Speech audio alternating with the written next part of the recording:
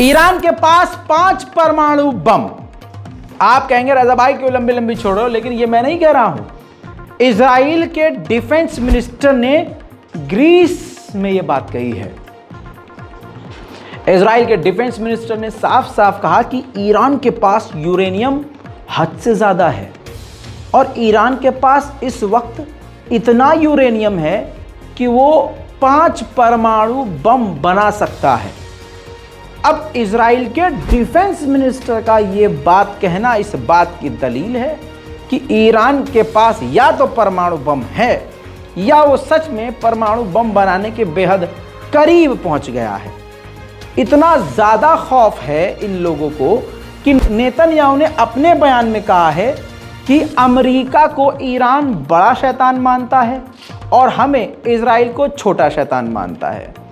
और ये जो ईरान है, इसके पास अगर परमाणु बना लिया अगर इसने, तो ये 50 नॉर्थ कोरिया की तरह होगा। एक नॉर्थ कोरिया को दुनिया झेल नहीं पा रही है, ईरान 50 नॉर्थ कोरिया जितना हो जाएगा।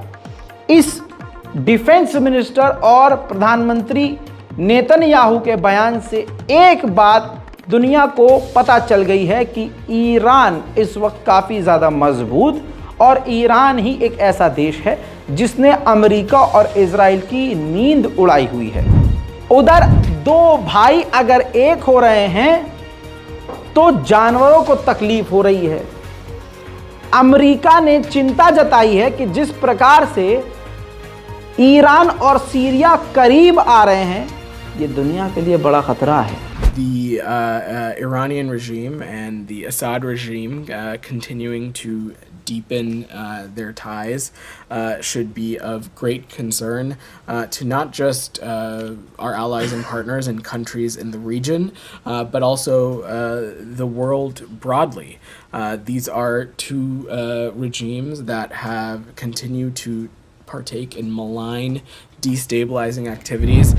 वहीं अमेरिका ने मांग करी है ईरान से कि जो हमारा दूसरा आपने तेल का टैंकर गिरफ्तार किया है, सीज किया है, उसको तुरंत रिहा करें। दोस्तों, अब ईरान भी खुलकर अमेरिका और इजराइल के पिछवाड़े में आग लगा रहा है।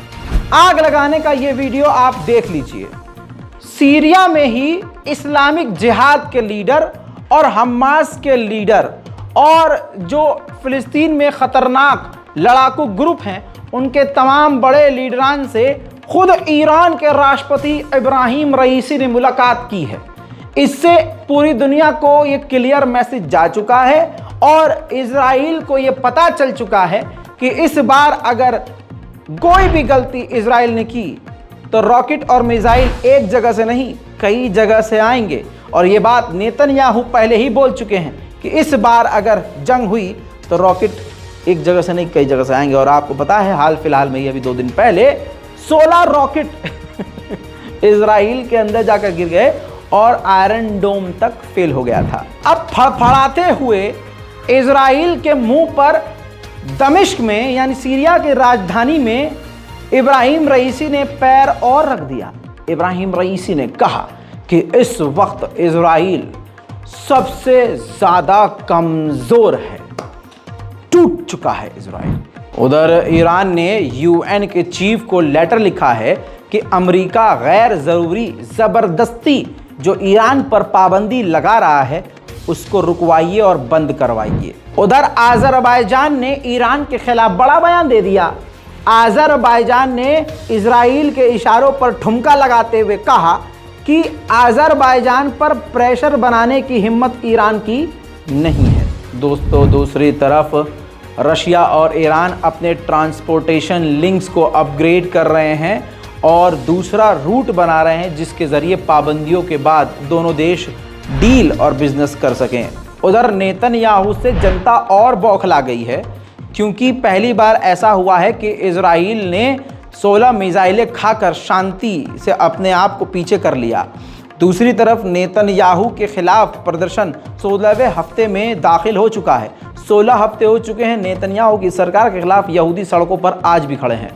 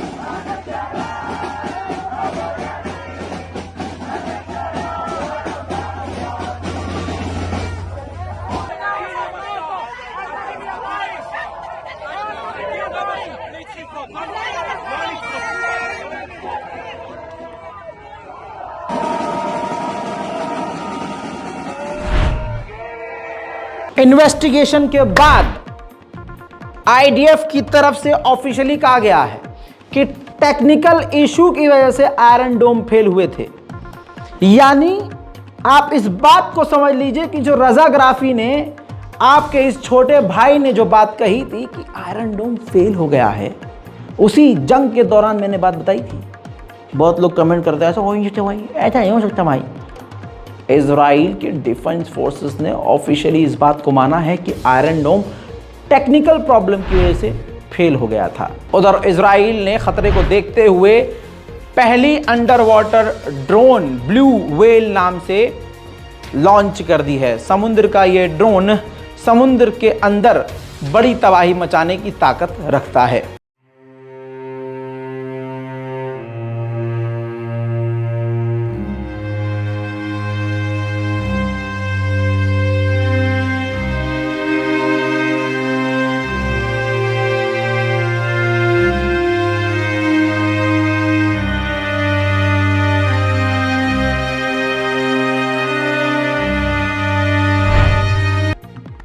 वहीं कट्टरवादी इजरायली यहूदी नेता बेंजीवीर ने कहा है कि हम और आसान तरीके बनाएंगे जिससे यहूदी ज़्यादा से ज़्यादा यहूदी हथियार रख सकें अपने पास। उधर इजराइल ने ऑफिशियली जानकारी दी है कि हमने सऊदी अरब को ऑफिशियली परमिशन मांगी है लिखकर लेटर के आप हमारे फ़िलिस्तीन और जो फ़िलिस्तीन टेरिटरी से सऊदी अरब हज के लिए जाना चाहते हैं, डायरेक्ट इजराइल से फ़्लाइट आप चालू करने की परमिशन दीजिए। फिलहाल सऊदी अरब ने इस पर कोई रेस्पॉन्स नहीं दिया है। उधर फ्रांस की पार्लियामेंट में इजराइल का गू अपने मुंह पर मलते हुए ऐलान कर दिया है कि हम ये मानते हैं कि इजराइल भेदभाव वाला देश नहीं है और वो किसी भी तरह से जुल्म और सितम नहीं करता। उधर इजराइल इतना नंगा हो गया है कि इजराइल फिलिस्तीनियों को मारने के लिए नेबुलस के इलाके में इजराइल की पुलिस और फौजी सिविलियंस नॉर्मल सिविल ड्रेस में पहुंचे और उन्होंने 3 फिलिस्तीनियों का कत्ल कर दिया। इन तमाम चीज़ों के अलावा मस्जिद अल अक्सा में भी यहूदियों की घुसपैठ आज भी जारी है।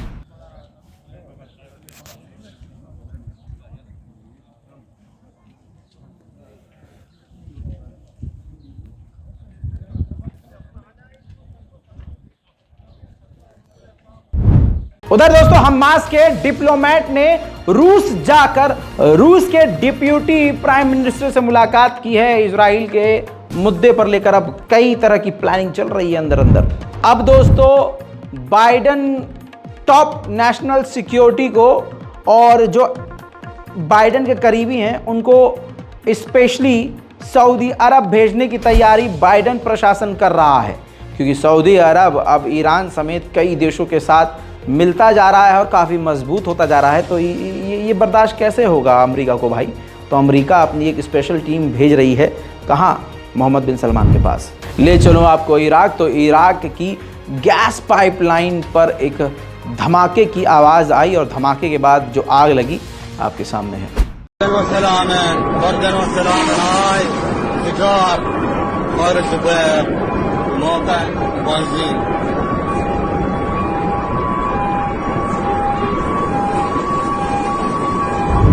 दोस्तों ये थी मिडिल ईस्ट की कुछ बड़ी और ख़ास खबरें। इन तमाम रिपोर्ट्स पर अपनी राय कमेंट में ज़रूर लिखिए, रिपोर्ट को शेयर कीजिए, दुआओं में याद रखिए। जय हिंद।